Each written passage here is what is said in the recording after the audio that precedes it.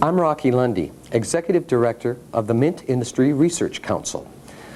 On behalf of all the American mint growers, mint oil processors, and manufacturers of mint-flavored products, I want to say thank you to Professor Smith for making this wonderful documentary on one of America's true heritages, mint. It was a Friday afternoon in 1997 I received a phone call from Professor Smith, who'd come across an old abandoned mint still in Michigan while photographing old barns. He wanted to know more about the industry, so I referred him to a book entitled American Essence by Dr. James Landing. I told Professor Smith he might have a hard time finding this out-of-print publication, but if he could, it'd be well worth it. Well, to my surprise, Monday morning I received another phone call from Professor Smith. He had not only located the book, he had read it cover to cover and had contacted the author, James Landing, and set up a meeting with him in Chicago. This is indicative of the enthusiasm and dedication Professor Smith has put into this video. The next time you brush your teeth with mint-flavored toothpaste or chew a stick of gum or candy, please remember the world's finest mint oil, American mint. In the late summer of 1996, I was traveling through Michigan photographing old barns when on a country road in Clinton County, I noticed a solitary brick chimney standing in an overgrown meadow. I assumed this was a remnant of an abandoned residence, but upon closer investigation, discovered that the chimney stack was connected to a large boiler, which, although rusty and falling apart, had once generated considerable steam pressure. Within a few feet were two large tubs and a rectangular tank. Old rotting lumber and rusted sheet metal panels were scattered nearby. I asked a neighboring resident what it was I had been frantically photographing in the fading light. "It's an old mint still," he said.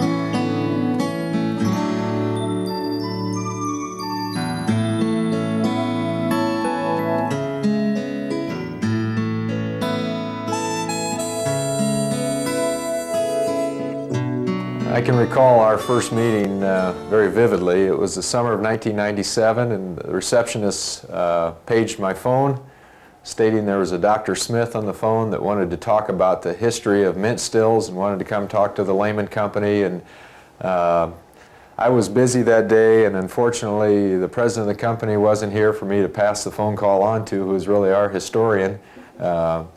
And so, begrudgingly, I allowed Dr. Smith to come and visit us, and hoping to push him out the door very quickly.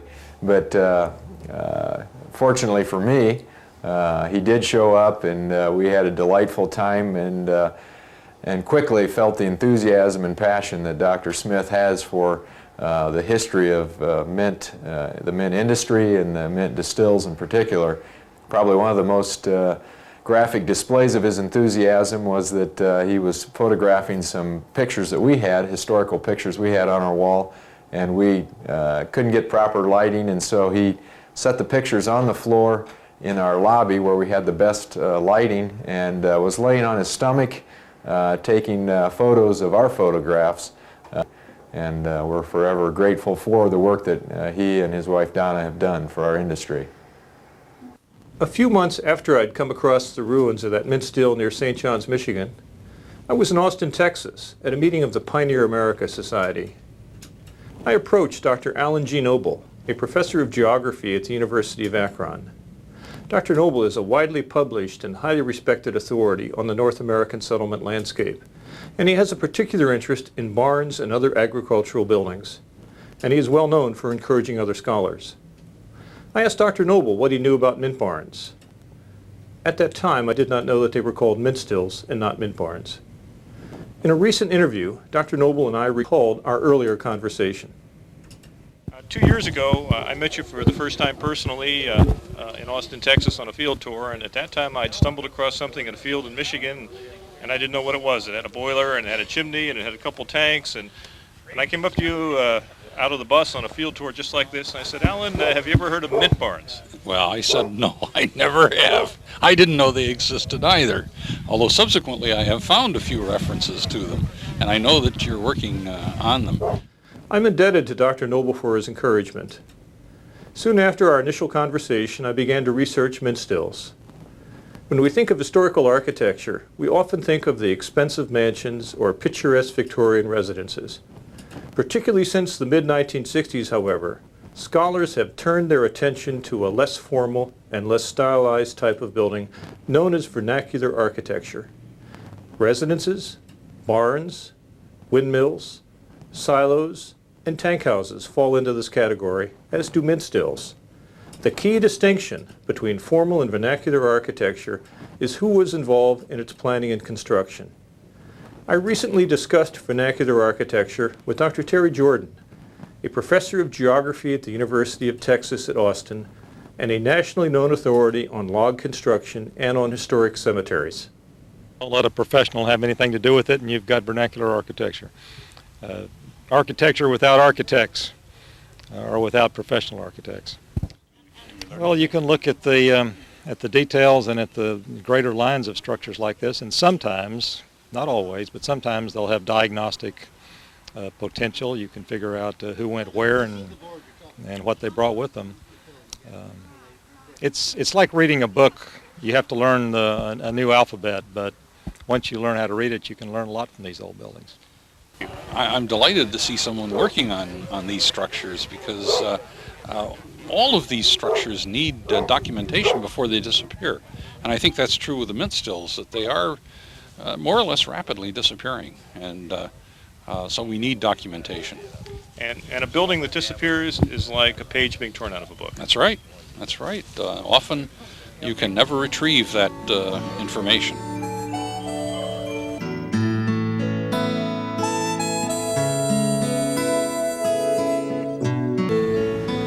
Sometimes a chance encounter can change the direction of your life.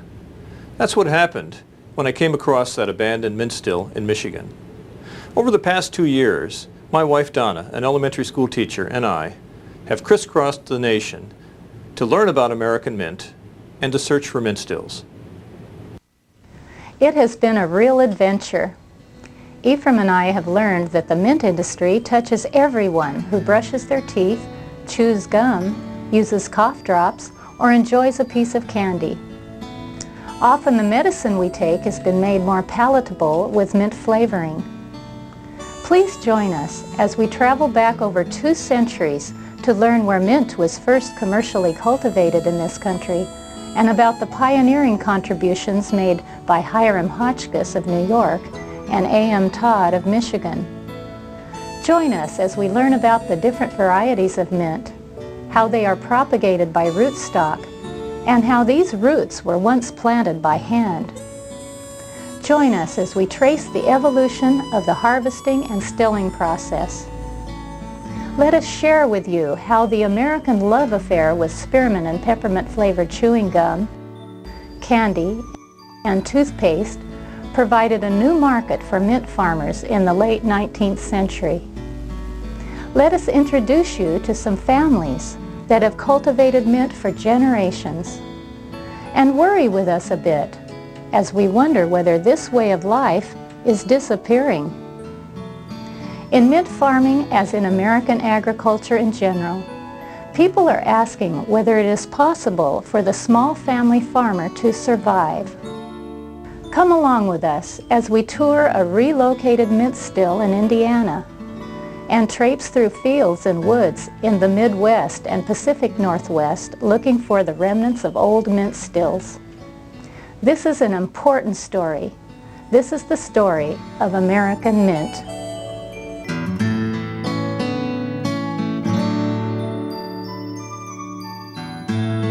I don't think the average American, when he brushes his teeth in the morning, has a clue as to where that flavor comes from in their toothpaste. American agriculture in general is getting probably farther and farther removed and less appreciated.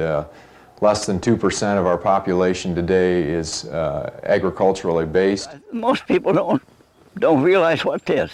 They don't even know what the spearmint goes into gum, you know, and they don't know where it comes from. Same with peppermint candy or anything. The baby boom generation is probably one of the last generations that has a direct link to agriculture through either their parents or grandparents somehow involved in agriculture.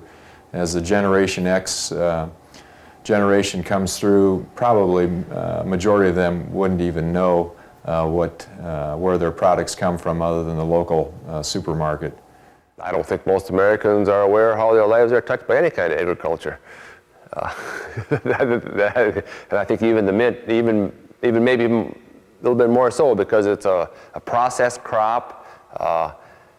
You don't see it coming into the store like you see apples or blueberries or any other kind of fruit or potatoes, even peas. It's just kind of a flavor that's in a pack of gum and that's in toothpaste. A good example of this even is just in our everyday travels, through air travel, on airplanes, when you have conversations with people about your occupation, you tell them you're with the mint industry, their mind immediately goes to thinking of dollar bills and coins and the mint, rather than thinking about peppermint and spearmint oils. And I think that's pretty indicative of our population today. They ask, well, what is it? You know, what do you do? And lots of times if you notice they're chewing gum, well, they said, well, you know, is that spearmint gum or peppermint gum? Which most of the time they say yes, and say, well, I help produce that. I think every morning you get up and brush your teeth, there's some form of mint oil in that toothpaste. Every time you buy a stick of chewing gum or a piece of candy that is probably flavored with some form of our essential oils. Their normal reaction is that they're very interested. They want to know all about the mint industry. They want to know how you get that flavor out of this crop, how it grows, how it's refined. Always very interested in the mint business.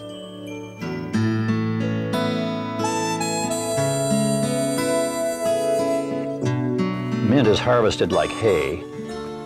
It's mowed, and then it's raked into rows.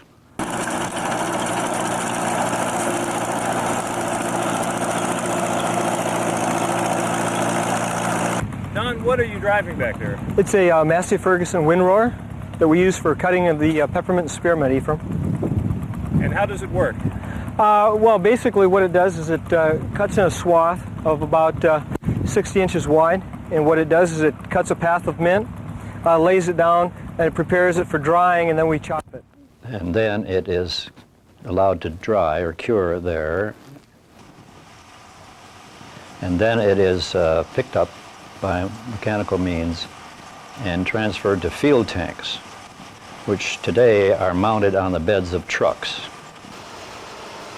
And these tanks bring the mint to the distillery, where it's hooked up to a steam source provided from a boiler. The steam percolates through the load and the oil-laden steam passes overhead to a water-cooled condenser, which liquefies the steam, and the oil is separated in a separator and drawn off as the product.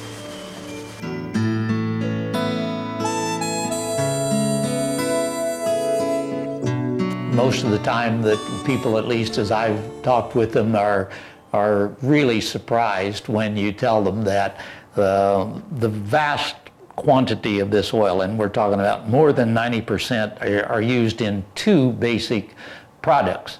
And those include the obvious one, which most people would think of immediately, and that's chewing gum and other confectioneries. But the other major usage, of course, are in toothpaste, dentifrice, and dental products. The vast consuming public, we hope, will continue to have a love affair with mint. Mint, after all, works very well in a lot of products. If you can think of a better flavor to put in your mouth to start the day, let me know, because to me, there's something wonderful about a peppermint or spearmint flavor in the morning. It's fresh. This is probably one of the most widely accepted flavors amongst people. And the other important thing is that it's a flavor that they don't tire of. Chocolate cake with peppermint icing is absolutely delicious if you have the proper peppermint, and you can't beat it.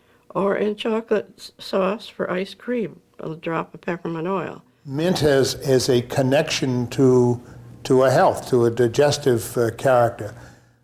Well, as a family, we always thought peppermint oil could help with digestion. It's a carminative. And just a little drop on a toothpick in your mouth is wonderful. Just relieves every little distress you have. You know that if you have a little cut or a scrape on your hand, peppermint oil is wonderful. Well, tell us about that. What do you do with peppermint oil?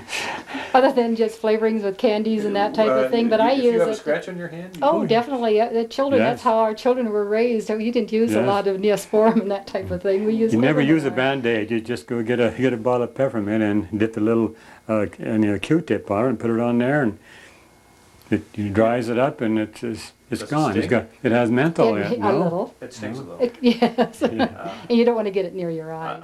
And then there are other uses like aromatherapy, growing in interest, because after all, mint has been forever a wonderful treatment for the skin and for deep massaging. It's that bright mentholic effect. And then a teaspoonful in a cup of water to make a hot water, to make a steamer if you have kind of a stuffy head or a cold, and rub it on your chest if you have a cough or something. And all those fumes would work up through your head and just give you great relief. Now these are home remedies. They're not for publication for a real doctor's prescription or anything. Today, you see peppermint and spearmint oil and menthol and byproducts of menthol being used in all kinds of different applications. We have people who are manufacturing insect repellents with the terpenes from peppermint and spearmint oil. We have people who are using peppermint oil for aromatherapy as a way to enhance their lives.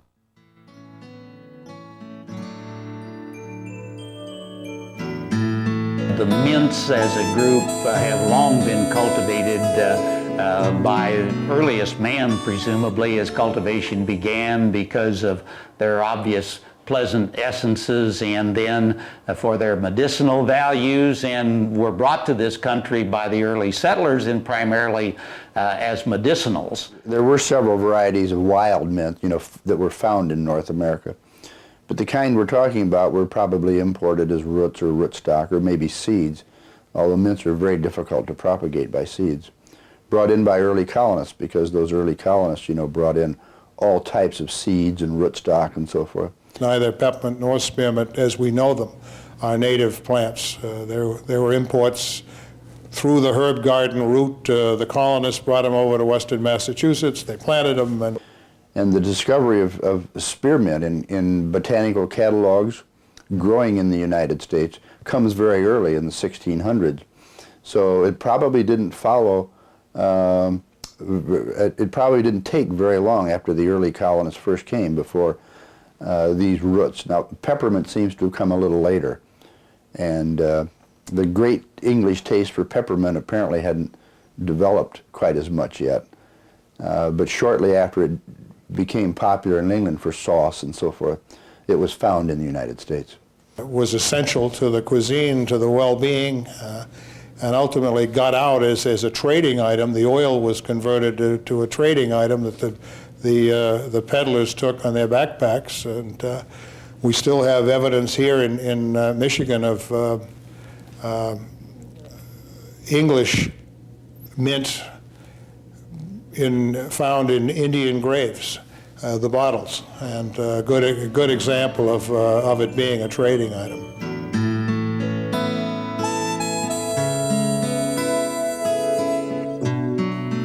Well, as I understand the process from descriptions in the 15th, 16th, and 1700s, it was a very simple process of boiling the plants and then draining off the top, because it was of a lighter specific gravity. The mint oils and the different herbals that they were distilling would drift to the top, and they would just simply skim it off. And I think that this was the process that they were using in western Massachusetts.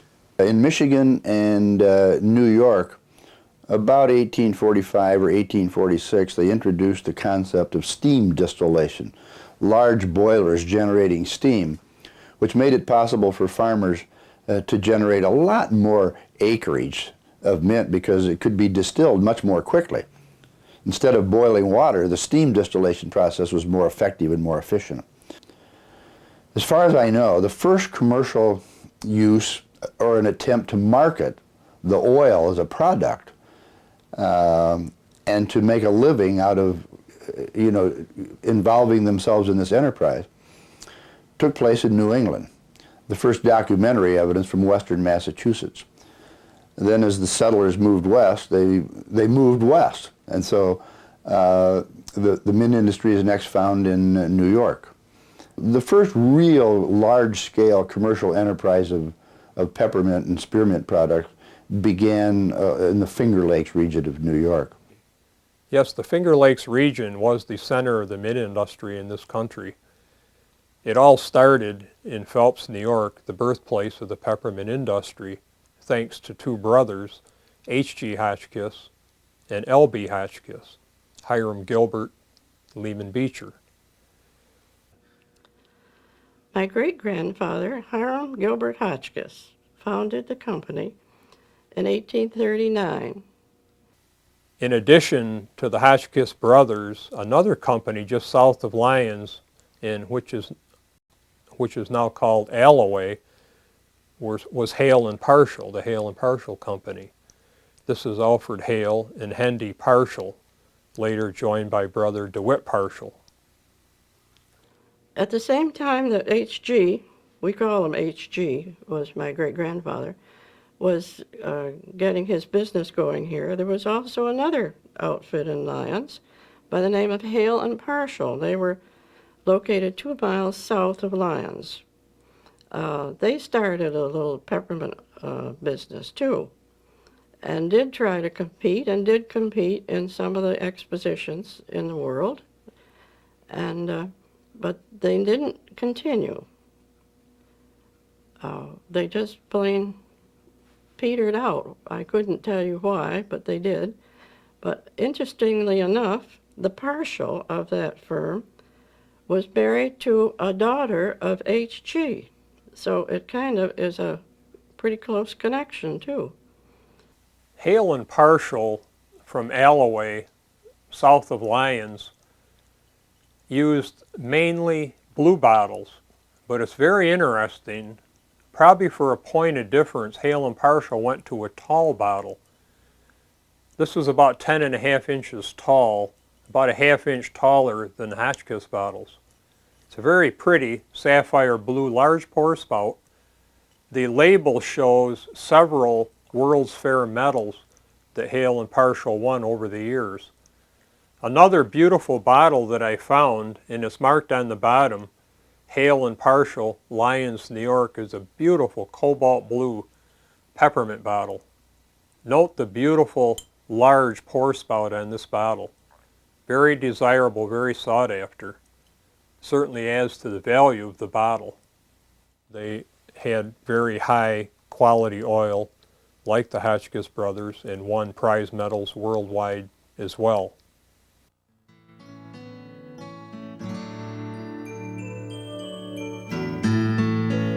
The mint industry in New York State is a well-kept secret. Not many people in New York State are aware that Phelps was the birthplace of the H.G. Hotchkiss Essential Oil Company, that Lyons, New York, was the peppermint capital of the world. The Hotchkiss sons, Lehman's sons, Hiram and Lehman II, started out as their father had done in the flour business, and then what did they get involved in? What did the Hotchkiss family, Lehman and Hiram, ultimately, what kind of enterprises were they involved in after a period of time? Well, had general stores downtown here, and had one in the north, and one in Miller's Basin, it was known then, one over in the Lyons. So he was a real prosperous businessman at that time. After he died, when Hiram and Lehman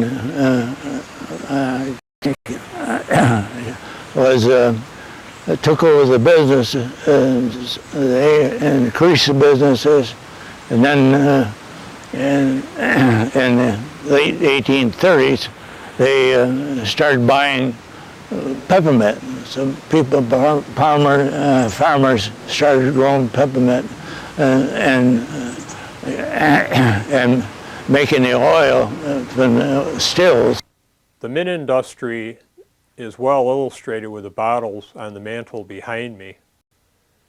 These are examples of some of the bottles I've collected over the past 25 years. I'd like to start with the earliest.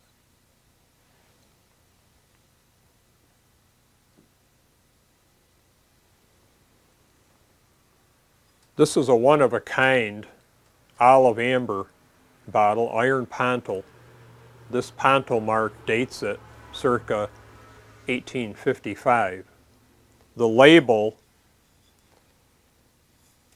adds to the value of the bottle, and the label, oil of peppermint, includes both Hotchkiss brothers, H.G. and L.B. Hotchkiss, as well as Wayne County, Lyons, New York. Very difficult to find bottles with paper labels.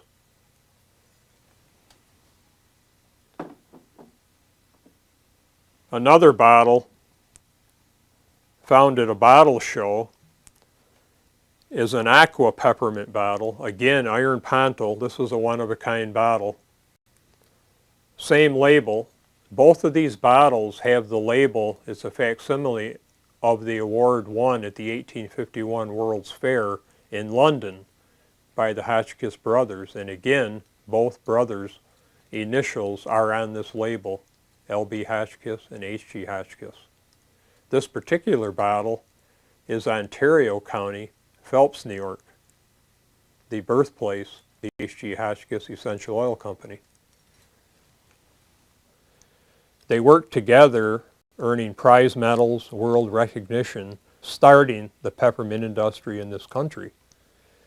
In 1841, they moved from Phelps to Lyons, New York, to be closer to the Erie Canal for shipping.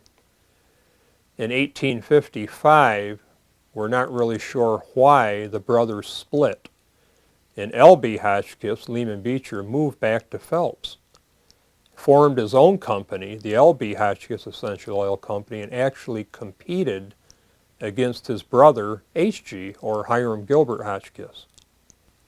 L.B. Hotchkiss, or Lehman Beecher Hotchkiss from Phelps, New York, used a green color on most of his bottles.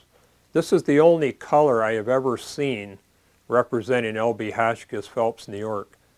Again, it's a very beautiful shade of green with a pour spout, as well as markings on the bottom, L.B. Hotchkiss, Phelps, New York.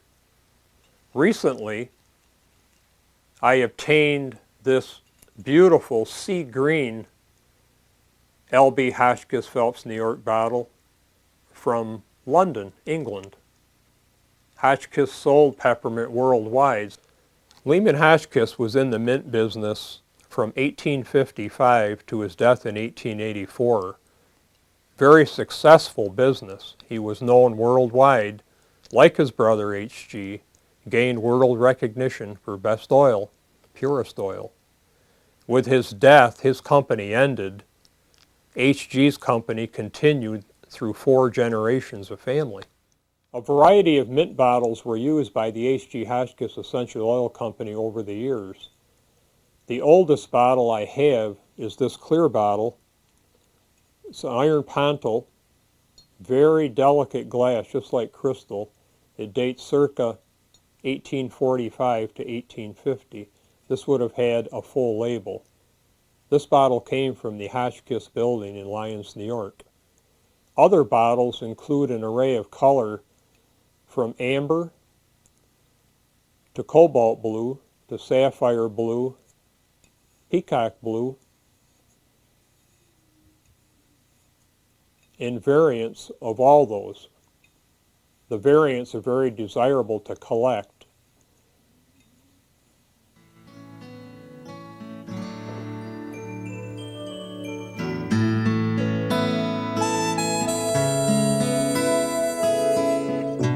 Well, of course, it was started by my great-grandfather, Hiram G. Hotchkiss, Hiram Gilbert Hotchkiss, I should say, who came up here from down east, and he started it with a wing and a prayer, you might say, because he had no idea it would take off, because at that time all the oil that was used in the United States was imported.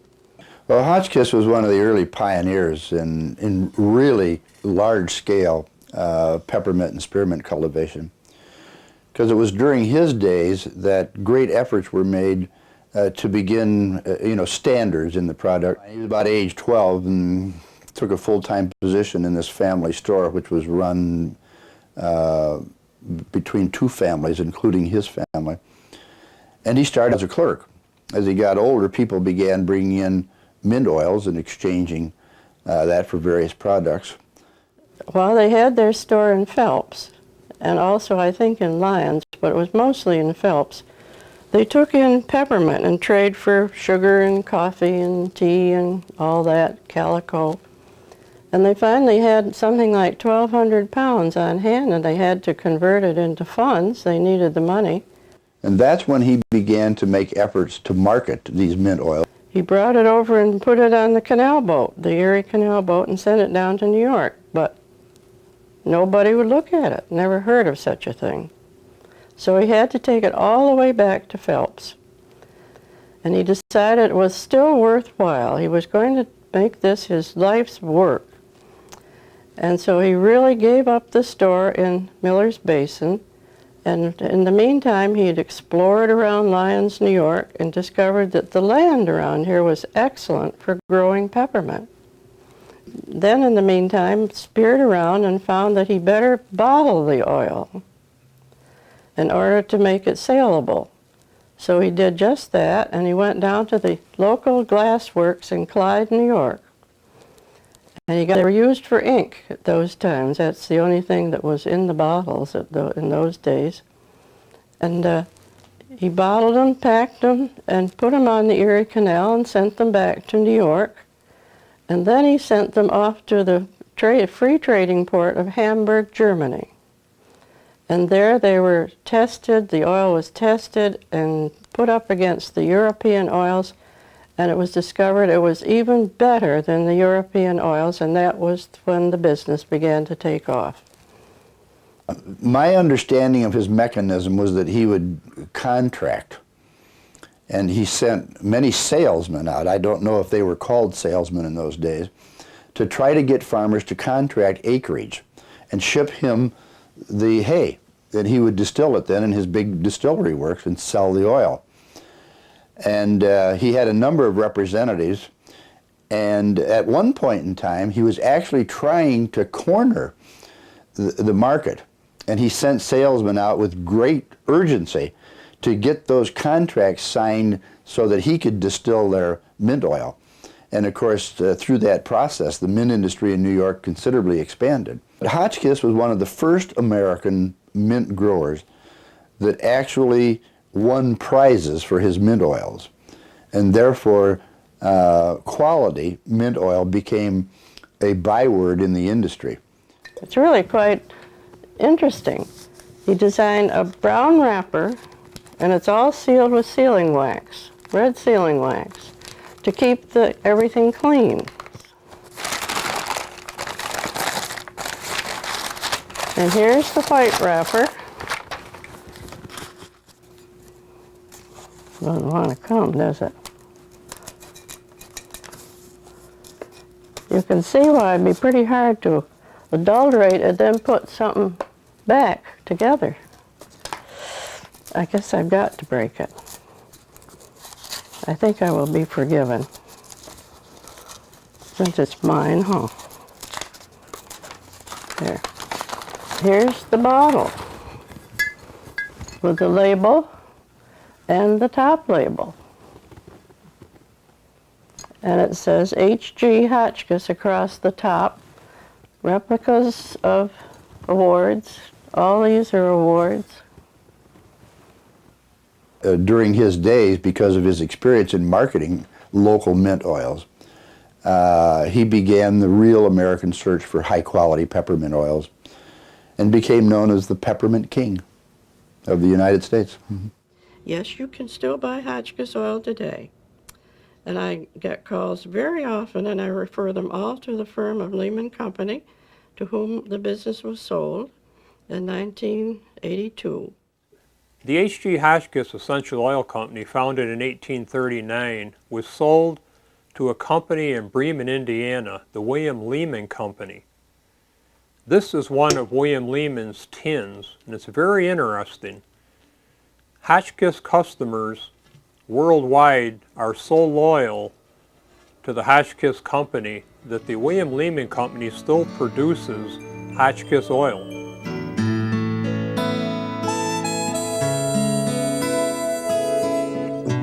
Yeah, at that point, the competition was really centered in Europe and in Western New York. The standard of American peppermint was Western New York, the Hotchkiss Company. What might a mint grower in New York in the 1850s or 60s say about mint oil from Michigan, the West? That it was relatively impure and adulterated. And they always talked about unscrupulous adulterators that would that would distill the oil and then add something to it so that their profit would be increased. They had a little quality problem in that there was quite a bit of adulteration going on at the farm, that with such items as turpentine being added to stretch it. There were a number of people in Indiana and Michigan that were concerned about this, but apparently, historically, only one person with ingenuity enough and so forth to try to do for Michigan what Hotchkiss had done in New York. And that was A.M. Todd, the founder of the Todd Company.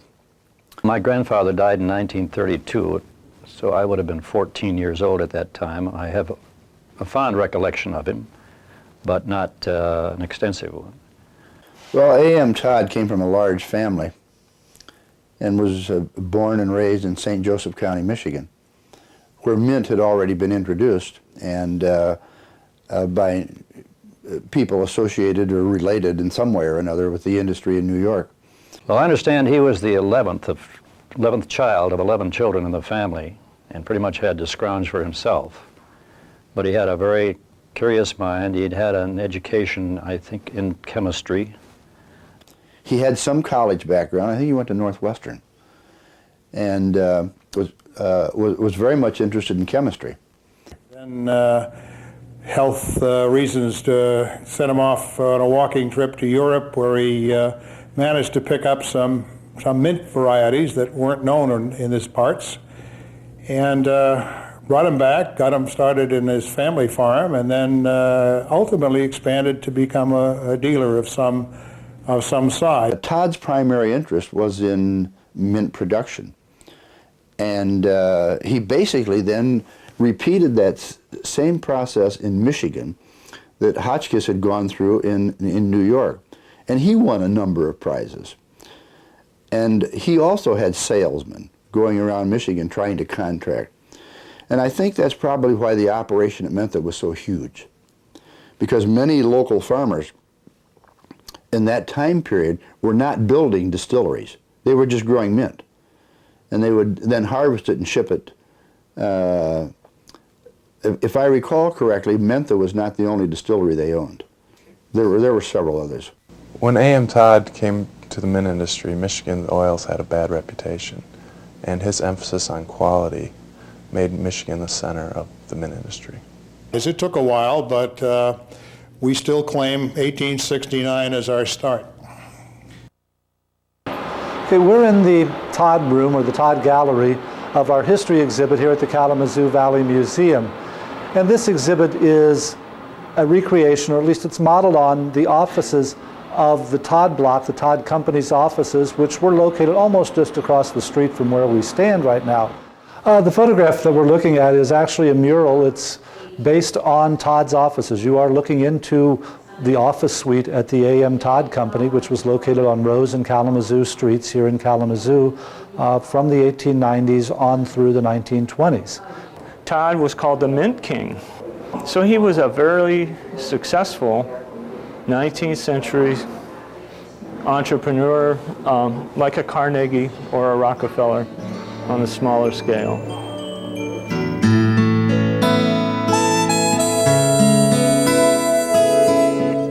The use of mint in those days was about entirely pharmaceutical, and continued that way really until the almost the turn of the century, when such items as toothpaste and chewing gum came along. Well, in the late 19th century, the market began to change significantly. Most of the peppermint and spearmint oil grown before that was used in, for medicinal purposes. Largely, a lot of it was exported to different pharmacy companies and pharmaceuticals. But in the late 19th century, along came people like William Wrigley, and figured out a way that he could get chicle and spearmint to be compatible in chewing gum. So you got a different flavor of chewing gum. And it very quickly became a nation's top seller. And Wrigley, of course, recognized that if he was going to continue this enterprise, that he would have to have quality products, and which is still the hallmark today, that chewing gum manufacturers stick to very high quality peppermint and spearmint oils. The second major change was the introduction of spearmint into toothpaste. High quality, flavoring in toothpaste.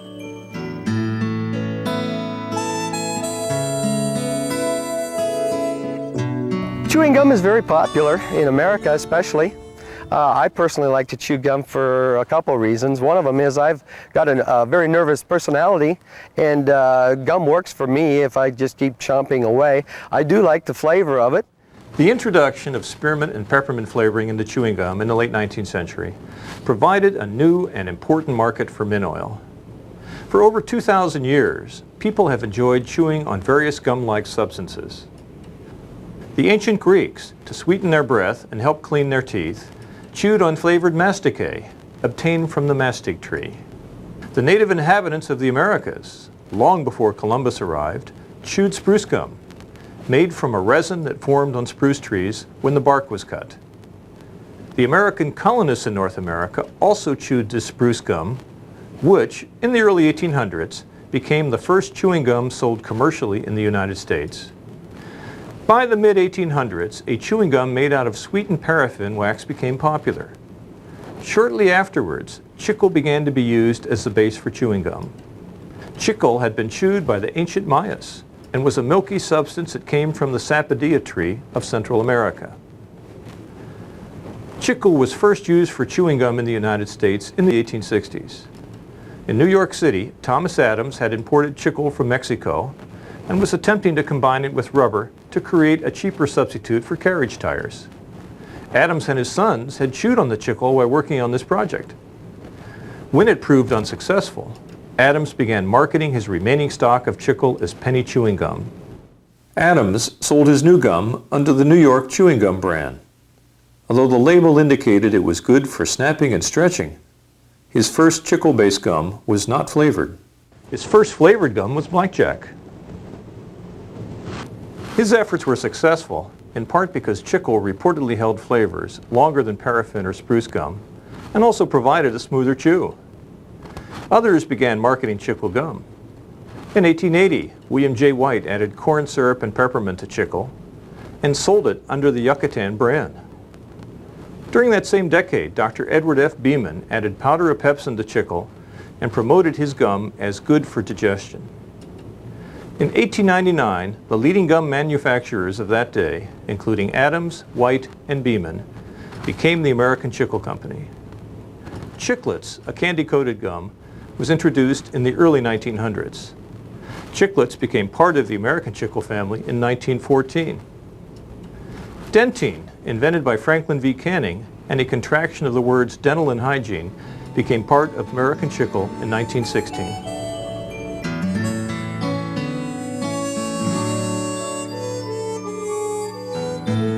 One chewing gum manufacturer, William Wrigley Jr., did not join this new combination. In 1899, Wrigley was still a relatively minor figure in the industry, but that was soon to change. Although other gum manufacturers had introduced peppermint or spearmint flavoring into their products, it was Wrigley who, in a pioneering use of mass advertising in 1907, popularized mint flavoring in gum. Wrigley's father manufactured soap. In his teens, Wrigley had worked as a salesman selling his father's soap. He came to Chicago in 1891 at the age of 29 with $32 in his pocket. In selling his soap and later baking powder, Wrigley had provided chewing gum as a premium. In 1892, he introduced his first chewing gum, Lotta. His gum proved to be more popular than his baking powder and soap.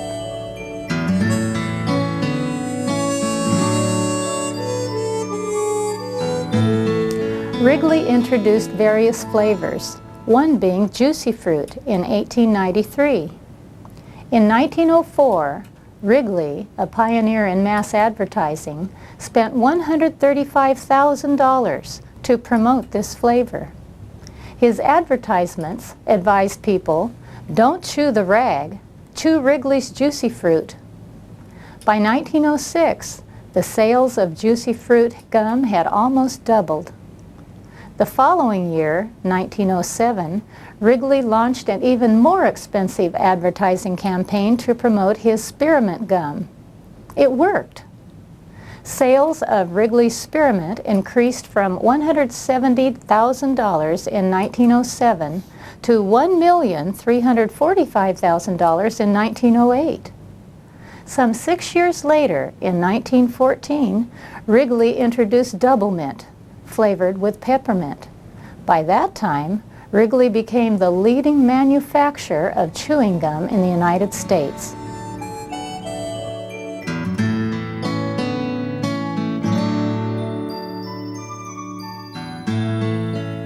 By the second decade of the 20th century, the William Wrigley Jr. Company and American Chicle dominated the chewing gum industry in the United States. But some 50 companies were engaged in manufacturing gum, and one of these firms, the Beechnut Packing Company, was destined to become a major competitor. The Beechnut Packing Company was originally established in the early 1890s in Canajoharie, New York, as the Imperial Packing Company. The Beechnut Packing Company was founded in 1891, and originally the plant was literally a meat packing facility. They made bacon, sliced beef, and ham, which was all packaged in glass jars and shipped to various parts of the country. In terms of the actual original ownership, the Arkell family always owned more than 51% of the company, and as such, were basically in control of what the company made in production decisions. What I know is that Beechnut was originally founded as the Imperial Packing Company because Mr. Arkell lived in New York City and stayed as a young man at the Imperial Hotel. However, they had, as far as we can tell, as early as 1893, maybe even earlier, one of the trademarked brand names they used was Beechnut. And by 1897 or 1898, they became officially the Beechnut Packing Company, but the name was affiliated with it from almost its inception. Within 10 years of the company opening, they started to build a larger plant and began to make several additional products, most of which started after 1900. These included chewing gum, hard candies, they made peanut butter, they made ginger ale and 2 other types of soda pop for about 3 years. They made ketchup, mustard, and also did produce about 25 different types of jam and jelly. During the first 20 or so years, they started to expand, and basically by the 1920s were a regional, mid-sized, very diversified food processing company. Well, the things that had the most longevity with the company are basically twofold. They made candy and gum under some name for almost 100 years. They also are very well known for a product that they didn't introduce until shortly after the Depression started in the 1930s, which is baby food. And it's interesting, Beech-Nut felt it had to compete with both Wrigley's and American Chicle. So they made a chiclet type gum. Beechie's was a type of gum, and Beech-Nut's version, basically, it looked a lot like chiclets, although they made it in more flavors. And they made a stick gum similar to Wrigley's. And they sold both at the same time, and basically all over the country.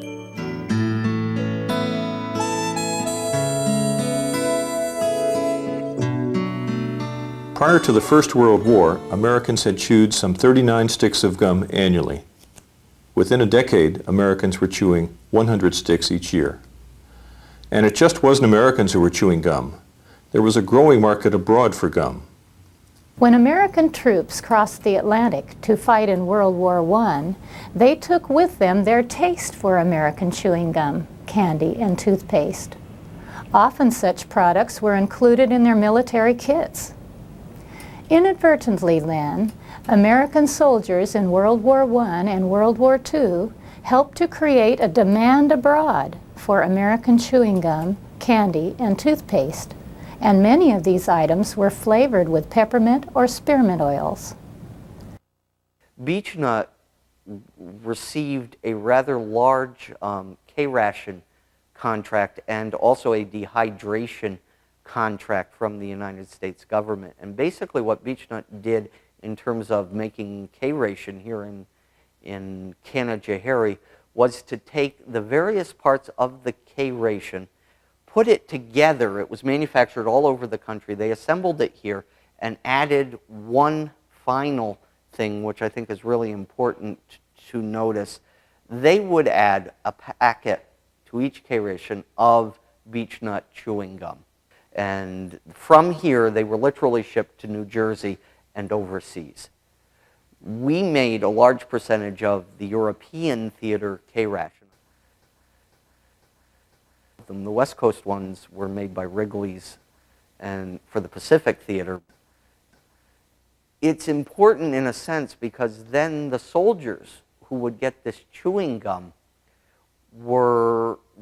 often had more of it than they really needed or would want to chew, and they would hand out extra gum to the people that they met in all of these countries. And in some cases, it actually was the first time that some of these individuals actually had been exposed to chewing gum.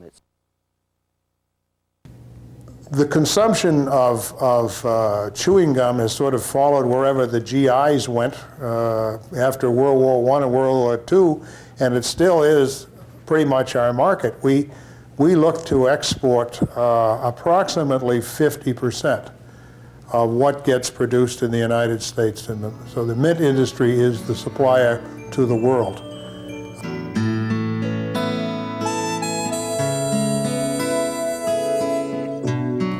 One mint-flavored candy had an unusual shape indeed. It had a strong resemblance to a life-saving ring that you throw out to someone in distress in the water. Lifesaver, originally, it was a pressed hard candy. Uncooked, in other words, just sugar and the flavoring and the ingredient to give it the ability to be formed into a circle with a hole in it. Lifesavers was invented by Clarence Crane of Cleveland, Ohio in 1912. A gentleman by the name of Crane in Cleveland, Ohio. He was originally in the chocolate business, and during the summer months, because of the lack of air conditioning at manufacturing plants or in transportation, or even for that matter on the stands in the retail stores, he had to develop a product which would keep his plant open and in operation and making his business successful. He developed the Lifesavers. It was strictly a pressed candy, a round candy with a hole in the center. In contrast with the square-shaped mints then on the market, most of them imported from Europe, Lifesavers were round, and they had a hole in the middle. This is the original package in which Crane used for packaging his Lifesavers. The Lifesaver itself was a white tablet which had the name Cleveland printed on it, which is quite different than the name Lifesavers, which is printed on the current Lifesavers candy. In 1913, Crane's Lifesavers Peppermint candy was acquired by Edward Noble, a New York advertising man. E.J. Noble was an advertising agent and was hired to do the advertising for Crane. When Crane wanted to get out of the business, E.J. Noble purchased it from Crane for $2,000. In 1913, Edward J. Noble and J. Roy Allen, his partner in the Mint Products Company, found themselves with few repeat orders for Lifesavers. After realizing that Crane's cardboard container was absorbing most of the peppermint flavor, Crane designed a new foil-wrapped package that protected the fresh mint taste. This new package was also easier to use than Crane's hollow cardboard tube. Noble and Allen then designed a shipping container that could be used by retailers as a miniature display case. This is one of the original 20-count boxes that was used in packing Lifesavers when they came to Portchester. On one panel, it has a $50 reward for anyone found to be using this display box for any other purpose other than displaying Lifesavers. The ingenuity in this box is that the cover can be opened and slanted, as you see, so that the box can be laid on the display counter and the customer can visualize the product. This technique was soon widely imitated in the nickel candy and gum industry.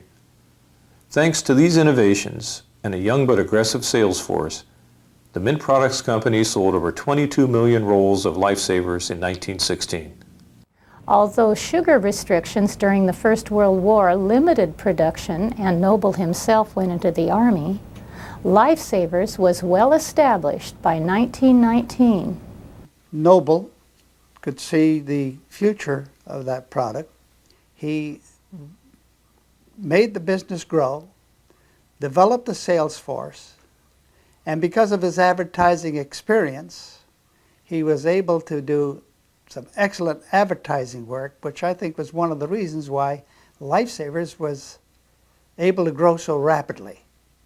In 1920, Edward Noble moved his Mint Products Company to a brand new facility in Portchester, New York. That year they sold 68 million rolls of Lifesavers.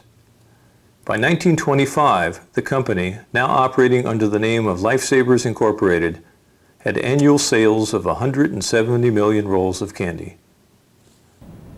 So, by the teens and 20s, American mint farmers could count on a growing domestic market for their peppermint and spearmint oils. In increasing numbers, Americans were chewing mint-flavored gum, enjoying mint-flavored candies, and brushing their teeth with mint-flavored toothpaste.